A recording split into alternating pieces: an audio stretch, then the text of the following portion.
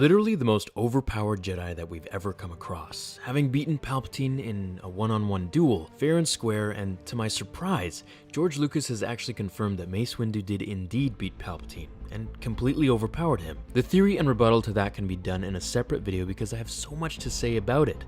But before I digress, as I always do, let's get on with today's video. While Mace was the leader of the Jedi Council, and arguably the second in command next to his master, Master Yoda, he was definitely the most powerful and respected of his time. Having defeated Jango Fett on Geonosis, who killed some of the most feared Jedi in the galaxy, Mace could tap into anyone's most vulnerable spots through a power that he developed himself, called Shatterpoint. And this was what allowed him to overpower Palpatine. He saw the world around him like a shattered piece of glass, able to pinpoint where to hit.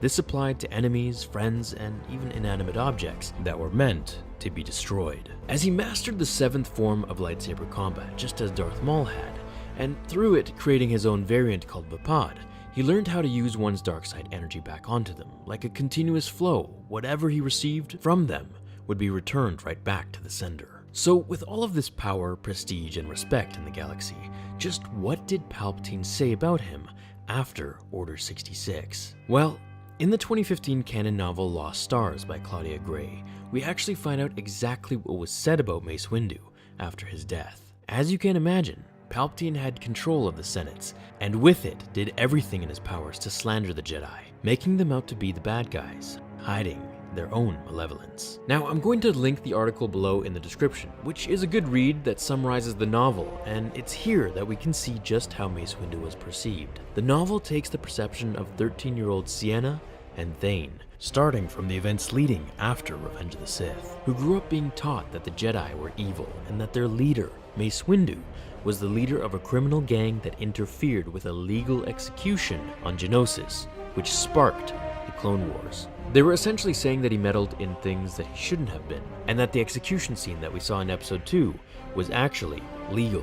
You can imagine how tarnished Mace's image was now that Palpatine ruled the galaxy. As the novel continues, it just merely takes us through the lives of Sienna and Thane, who end up meeting Leia at school and then working for the Empire, leading us into A New Hope, where they witness the destruction of Alderaan and start to slowly realize what the Empire is all about. As for Mace's reputation, he isn't brought up again in the book, but it's cool to at least see him brought into the picture through Disney's canon marker.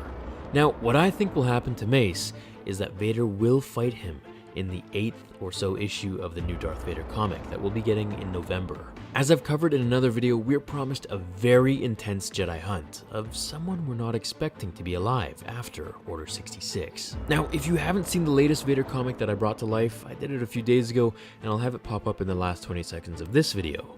It's one of my favorite videos that I've made so far, and I hope you enjoy it. What do you all think of Mace Windu? Is he too overpowered, or did we not get to see enough of him yet? You can let me know down below in the comments how you think he'll make his comeback to Star Wars, as I'm sure he will.